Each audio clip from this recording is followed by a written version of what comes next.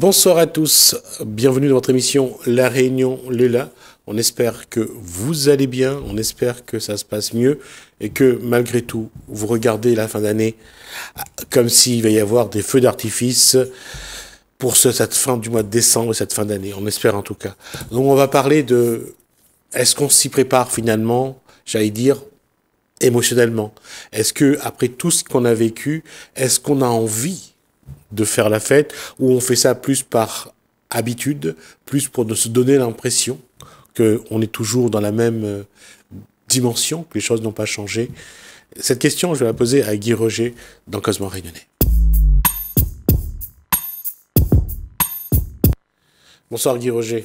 Bonsoir. Est-ce que Guy Roger est prêt à faire la fête, les fêtes de fin d'année? En fait, moi, c'est pas contre la fête, mais ça, pour moi, c'est inutile d'essayer de me rendre joyeux alors que je suis déjà joyeux. J'ai pas besoin de fête pour me rendre joyeux. D'accord. Mais l'individu c'est connu, et souvent dans ce qu'on appelle ces schémas à répétition, Ouais, c'est des cliché. habitudes. C'est ça. D'accord. Et là, il va y avoir, on doit commencer à préparer Oui. les fêtes de fin d'année pour que ça soit magnifique. Et tout le monde croit que lorsqu'on aura une très belle table, il y aura de très bons produits, ça va tous nous rendre heureux. Mais c'est peut-être, c'est entré dans les mœurs, comme tu dis, Jismi. Tout ça, c'est quelque chose que nous avons fabriqué. Nous sommes accrochés à ça. Parce que ça nous donne un peu de gaieté, tu vois. Mais pourquoi on cherche ça? Parce qu'on vit dans un monde monotone où tout se répète tout le temps, comme tu disais. Et puis au bout d'un moment, ben, on cherche un peu de gaieté. Et on trouve ça dans la fête, dans l'amusement, dans la distraction. Mais en fait, on n'est pas prêt à Le problème, c'est regarder que les choses. ça nous donne, dans la phrase qu'a dit Roger, ça nous donne un peu de gaieté. Mais ça nous donne un peu de gaieté en surface ou tout En l'individu? surface, c'est de la gaieté, mais en profondeur, c'est la joie de vivre. Mais il n'y a pas de joie de vivre. On voit bien qu'actuellement, l'être humain est plutôt dans un moment de peur, Oui. de doute, de violence. C'est ça. C'est incroyable. Hein, Effectivement, mais tu dis qu'il n'y a pas de joie de vivre. Effectivement, c'est pour ça qu'elle est remplacée par la gaieté. Nous cherchons, parce que nous ne savons pas c'est quoi être joyeux, être soi-même, être vrai, indépendant. Alors, on adopte la gaieté. La gaieté, c'est le plaisir qu'on a. Et tu vois, on n'en a jamais assez. Parce que c'est futile, c'est éphémère. Oui, mais je vais mettre le pied dans le plat et ça va pas sans doute pas plaire, mais je suis désolé. Mais je veux dire que depuis le début de cette crise sanitaire, l'être humain est parti un peu à volo. Son schéma de comportement, son schéma de fonction. Pardon, à volo? À volo, c'est pas un peu dans tous les sens. D'accord. D'accord? Alors, tu dis ça comme ça, j'avais jamais entendu ça, à volo. Et on voit vraiment qu'il y a eu une destruction de ses bases, de sa structure. Oui. D'accord? Et que c'est un petit peu, on marche un peu comme des automates, comme des zombies, comme on va faire les choses sans vraiment d'émotion, sans vraiment de sentiments, de ressenti. On le fait parce que on l'a fait avant, on continue à le faire. Et l'être humain a perdu sa joie de vivre. Oui. L'être humain a perdu sa façon d'être. Comment d'abord il doit s'en rendre compte que tout ce qu'il avait construit pendant des décennies et des décennies, pour ceux qui ont 50 ans et plus, et pour les plus jeunes pendant quelques années, comment ils vont se rendre compte que là, il y a un échec. Parce que c'est un échec. L'envie de vivre n'est plus la même. L'envie de faire les choses a évolué. Comment, non pas retrouver ce qu'il y a, parce que je pense que ça sert à rien de vouloir revenir en arrière, mais comment se reconstruire après tout ce qui s'est passé? Comment reconstruire une joie de vivre, ou simplement une envie de vivre? Je crois que tu dis le mot reconstruire. Moi, je dirais, il faut complètement déconstruire avant de pouvoir construire. D'accord. On ne va pas reconstruire, on va construire. Mais il faut être complètement libre de ce qu'on a construit. Ça, c'est ce qu'on dit toujours. Lorsqu'on veut changer, lorsqu'on veut évoluer, il faut oublier le passé totalement. Oui. Déconstruire. Déconstruire, démanteler, déconditionner tous les schémas de pensée qui se sont installés. Parce que ça, c'est comme tu dis, ça se répète, et même on en est inconscient. On fait des choses qu'on ne veut pas faire, mais on fait quand même parce que c'est l'habitude, tout le monde fait, ben on le fait. Et nous vivons dans un monde où il y a une grande inconscience dans toutes nos actions. Les actions, aujourd'hui, tu regardes, elles sont... tout le monde va... C'est comme un courant qui coule inconscient. On fait des choses comme l'humanité le veut, et l'humanité continue comme ça. L'humanité que nous connaissons, toi et moi, et qui existe depuis très longtemps, elle a toujours fait comme ça. Inconsciemment, elle coule. Toi, qui fais partie de l'humanité, peut-être que tu peux te rendre compte que tu souffres, que c'est pas ton chemin. Tu te sens mal là-dedans. Alors tu commences à observer, tu commences à te dire, mais qu'est-ce que je fous là? Alors tu commences à élever un peu ton regard au-dessus de la masse. Et tu vois tout ça. Tu peux voir que tout ça, c'est quelque chose qui ne te donne pas la joie, qui te donne plutôt des problèmes, des inquiétudes, parce qu'il faut que tu alimentes toujours plus et plus et plus d'envie pour pouvoir exister comme le monde le veut, tu vois. Et ça ne s'arrête jamais. Alors quand tu vois ça, je dis, regardez ça, ça te déconstruit. Cela te déconstruit quand tu regardes comme ça. Oui, mais j'en reviens, moi, au sujet de cet échange, c'est comment l'homme ou la femme doit continuer à se déconstruire pour mieux construire autre chose. Oui. Alors, la construction, elle n'a pas besoin d'être faite parce que c'est quelque chose que tu es déjà à l'origine. À l'origine, tu es déjà tout ce que tu as besoin d'être. Mais nous sommes devenus quelqu'un. C'est ce devenu que nous devons considérer, abandonner, pour que le naturel revienne. Oui, mais on a bien vu depuis le début de la crise, les gens qui crient au retour de leur vie d'avant ne veulent pas déconstruire. Ils s'arc-boutent, ils s'accrochent. Voilà. C'était ma vie et je veux la retrouver. On s'accroche et continue la souffrance et se perpétue les générations en génération de notre petite société où tout le monde cherche à s'accrocher. Et il n'y a aucun sens à tout ça. Il y a une chose quand même qu'il faudra quand même essayer de regarder, c'est de se rendre compte que c'est pas simple d'abandonner sa vie d'avant. Bien sûr. Parce que justement, c'est comme je te dis, Jismi, si tu ne vois pas qu'est-ce qu'elle est cette vie, parce que cette vie d'avant, on l'a fait inconsciemment. Elle est devenue quelque chose qu'on a répété sans vraiment réfléchir. C'est inconscient. Tu vois, ce sont des actions compulsives, réflexes, parce que il y a quelque chose, un vide à remplir, il y a quelque chose qui doit être comblé. Et tu vois, tout ça, c'est des actions compulsives. Et ces actions compulsives, toi, qui es un être humain, tu peux voir ça. Il faut que tu les vois, parce que si tu ne vois pas ça, tu ne vois pas ce que tu fais dans l'inconscience, eh ben tu ne pourras pas prendre conscience. Donc, regardez comment tu manges, comment tu bois, comment tu causes avec monsieur le maire, comment tu causes avec monsieur le jardinier du maire, comment tu traites le chien. Tout ça, ce sont des actions qu'on fait tous les jours. Hein, comment tu dis bonjour maman, et comment tu rentres dans une boulangerie, tu dis bonjour monsieur, bonjour madame, bonjour, au revoir. Et tu sais, tout ça, c'est des choses répétitives. Est-ce qu'on peut se rendre compte qu'on est comme ça? Si tu te rends compte que tu es comme ça, si tu es un observateur de ça, eh ben, il y a une intelligence en toi qui va juste jaillir comme ça. Parce que c'est pas toi. Tu réalises tout de suite que ça, c'est pas vrai.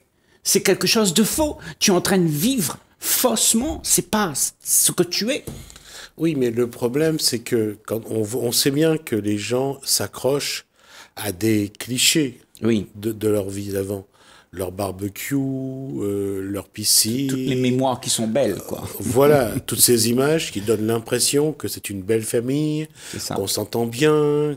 C'est toujours la bouche pleine, d'ailleurs, qu'on s'entend bien. Et un peu d'alcool, ça aide aussi. Donc, tant mieux, hein, attention, je ne critique pas cet état-là. La seule chose que je dis, c'est que, mais est-ce que ça veut dire que c'est vraiment le bonheur?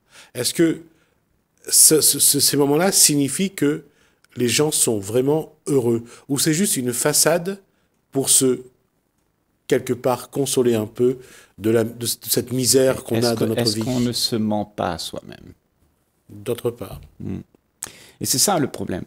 C'est que, tu vois, se mentir à soi-même, c'est quelque chose d'attrayant. C'est quelque chose qui te réconforte, qui te donne une espèce de sécurité. Parce que tu te racontes des histoires qui sont fausses. Et ces histoires, te fait passer à travers l'existence un peu mieux. Tu vois, tu es réconforté. Parce que tu ne veux pas voir la réalité. La réalité, c'est qu'il n'y a pas toutes ces histoires. Toutes ces histoires qu'on se raconte, il n'y a pas, ça n'existe pas. L'histoire du Père Noël, ça n'existe pas. Elle est belle, l'histoire.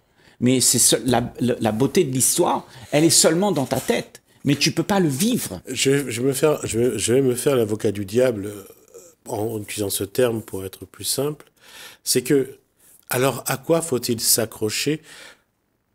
Quelle image faut-il donner aux individus pour qu'ils aient vraiment l'impression, ou sont vraiment heureux, et sont vraiment pleinement heureux?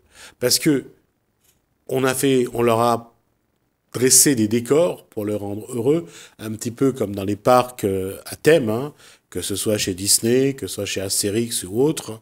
On crée un parc, et puis quand l'enfant arrive, c'est la féerie, il y a tous ces personnages l'enfant voit à la télé. Et quand je dis c'est l'enfant, c'est aussi les adultes, hein. Moi, j'ai été dans un parc, ceux qui vont embrasser les personnages qui sont là, c'est pas seulement les enfants, c'est aussi les parents, les adultes. Donc, on voit que l'être humain a besoin de vivre dans un monde virtuel. Il a besoin. Mais est-ce que c'est une réalité vraiment? Ce besoin, c'est quoi? La question n'est pas des réalités. C'est pourquoi l'être humain crée ce besoin d'une vie virtuelle. Oui. Les jeux vidéo, Oui. le cinéma, le livre. C'est une bonne question. Pourquoi? Pourquoi sommes-nous ainsi? Pourquoi en est-on arrivé à là? Qu'est-ce qui nous est arrivé à nous, les êtres humains, que nous ne savons pas être naturels, être juste ce qu'il y a à être, mais nous voulons être ce que on se projette dans la tête? Pourquoi? Est-ce qu'on a peur d'être en face de notre réalité à nous? Parce que ce monde-là, ce monde qu'on projette dans sa tête, on peut la façonner, on peut mettre des guirlandes, on peut mettre des fleurs, mettre beaucoup de couleurs, c'est joli, il y a plein de fleurs. Ça attire.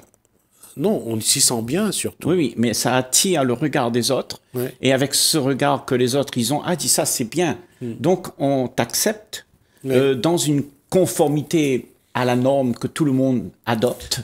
Et moi, je dis que là, tu vas sombrer dans la déprime parce que il manque quelque chose en toi. Tu es en dualité. La dualité est encore plus forte si on se rend compte que pour être intégré, pour être accepté par les autres, on s'invente un personnage. Oui. Et on croit, et les autres aiment ce personnage, et ça nous permet d'être acceptés dans le groupe. C'est ça. Et alors donc peut-être derrière tout ça, il y a une peur. La peur, c'est quoi? C'est de ne pas être accepté. Est-ce que c'est la peur qui nous empêche d'être vrais? Parce que nous voulons absolument cacher ce qui est vrai, ce que l'on est. On ne veut pas accepter ça. Ce que l'on est, c'est rien. Donc, quand tu es rien, tu n'es plus un personnage, tu n'es plus reconnu, tu n'as pas de notoriété, tu es un clochard sur la route, eh bien, on te met de côté. Est-ce que c'est peut-être ça? C'est pas ça qu'on a tous peur d'être? On a peur de ne pas être accueilli, de ne pas être aimé, de ne pas être chouchouté par les autres. Et qu'est-ce qui est chouchouté? Eh bien, c'est l'image que je donne. Et l'image, c'est pas toi, c'est l'ego. C'est la représentation que tu te donnes. Oui, mais on voit bien aujourd'hui, et on le voit chaque fois un peu plus, quand on regarde les personnes qui vont dans les magasins, quand tu regardes ceux qui vont acheter, qui vont décorer leur maison, ils veulent, à la rigueur, qui veulent décorer leur maison pour eux. avec leur façon d'être, c'est bien. Mais si on décore sa maison pour les yeux du voisin ou des passants, c'est pas la même valeur. Le décor n'a pas la même valeur. D'abord en tant que tel, et surtout sur ce que chaque individu est. Ouais. Parce que on projette une image qui n'est pas la bonne. Oui. Qui n'est pas la tienne, qui n'est pas vraie. Ouais. C'est comme l'image dans un tableau qui représente la montagne. Si tu regardes l'image dans le tableau, c'est pas la montagne, ça. Il faut que tu ailles sur la montagne pour vraiment apprécier la montagne. Mais l'image n'a aucun sens, quelque part. Le problème, c'est que l'image, on peut en faire ce qu'on veut. On peut en regarder comme on veut. Mais quand tu es vraiment en présence de la chose qui existe pour de vrai, alors tu ne peux pas inventer. Tu dois accepter les faits. Et ce que nous sommes, c'est un fait. C'est un fait. C'est pas quelque chose qu'on imagine. Tu peux imaginer. Tu peux imaginer être riche, être quelqu'un de bien, être celui qui a épousé Miss Réunion, tu sais. Et puis te donner l'apparence de quelqu'un qui a réussi. Mais tout ça, c'est de l'apparence. C'est faux. C'est pas vrai. Au bout d'un moment, ça va te miner dans ta vie. Tu seras malheureux parce que tu n'es pas en phase avec ce qui existe vraiment. L'inconscient n'est pas en phase avec le conscient, surtout. Voilà. Parce que l'inconscient c'est ce qui est vrai. Et on ne ment pas à son inconscient comme on peut mentir à son conscient. Attends, répète ça. On ne peut pas mentir. On ne peut pas mentir à son inconscient comme on peut mentir à son conscient. Moi, je crois qu'on peut mentir à son inconscient. C'est-à-dire ? C'est-à-dire que la conscience, c'est quand tu sais. La conscience, c'est quand il y a le vrai. Et le vrai détruit l'inconscience. Donc, il faut rester dans la conscience pour que l'inconscience puisse être dévoilée. Et quand tu es conscient, alors il n'y a plus d'illusion, il n'y a plus d'inconscience. Il y a juste la conscience. Et c'est ce que nous sommes, une conscience. Sauf que l'inconscient, souvent, a souvent le dernier mot. On lui donne le dernier mot, parce qu'on ne veut pas éclairer, on ne veut pas que les ombres soient mises à jour. On a peur. C'est la peur qui fait en sorte que l'inconscient continue. Mais la conscience, elle est toujours là. Elle est prête à te servir. À servir la joie de comprendre, d'accepter les choses, de regarder les choses. La conscience, c'est une perception au-delà du connu. Oui, mais l'inconscience, c'est lui qui va t'obliger à être vrai. C'est lui qui va t'obliger à un moment donné à te regarder tel que tu es. Oui, mais cette inconscience, ce sont tes leurs. Elle va pas t'obliger, mais c'est toi qui dois accepter de regarder ce qui est faux pour pouvoir te libérer. Parce que si tu n'acceptes pas, l'inconscience, elle peut faire ce qu'elle veut, elle va continuer. Au contraire, elle va propager l'illusion, puisque tu aimes bien ça, puisque tu ne veux pas voir. Donc il faut que tu voies ce qui est faux. Il faut que tu te regardes en face, sans te raconter d'histoire, et voir ce qu'il y a. Et voir que, par exemple, tu sais, dans notre société, on te raconte, tout le monde le dit autour de nous, il ne faut pas être égoïste. Tout le monde le dit. Ta maman te dit, ta religion te dit, ton père te dit. Mais, Jismi, quand tu es égoïste, parce que nous sommes tous égoïstes, qu'est-ce qu'on fait? Eh bien, on a peur du regard des autres. On joue un rôle. On joue le rôle de celui qui est bien. Et c'est ça notre problème. C'est que on ne veut pas rencontrer, on ne veut pas accepter de regarder ce qui est faux, ce qui n'est pas vrai, et ce qui nous gêne. Parce que ça, c'est devenu une zone de confort. Tu vois? Et nos zones de confort, eh bien, on les protège. Donc, allons voir nos illusions dans lesquelles on se sent bien, ok? Et puis, voir que c'est faux. Et quand tu as vu que c'est faux, alors, la conscience, c'est la perception que tu as qui s'élargit au-delà de tout ce que tu connais. Et tout ce que tu connais disparaît pour rentrer dans l'inconnu. Et c'est là l'effort qu'il faudra faire, c'est quitter le connu pour aller dans l'inconnu. C'est ça. Et cette démarche-là, elle n'est pas simple, parce que partir comme ça, consciemment, de laisser ce qu'on connaît pour aller dans ce qu'on ne connaît pas, l'exercice de style est complexe. Mais tu vois, ça se fait avec la grâce Parce que quand tu sors du connu, de tout ce que tu étais attaché avec, de tout ce que tu aimes et de tout ce que tu veux garder, quand tu sors de là, alors tu t'approches de quelque chose que tu ne connais pas, et alors ça te prend toute ton énergie pour marcher mettre le pas dans l'inconnu et découvrir à chaque instant. Et nous sommes prisonniers, nous sommes mis prisonniers de l'habitude de l'étreint-train, et ça fait que l'inconnu n'est pas désirable. Moi, je dis, sois désireux de l'inconnu. Alors, est-ce qu'on peut désirer l'inconnu? Je vais pas faire de mauvais jeu de mots là-dessus. Je vais juste rester sur cette question-là.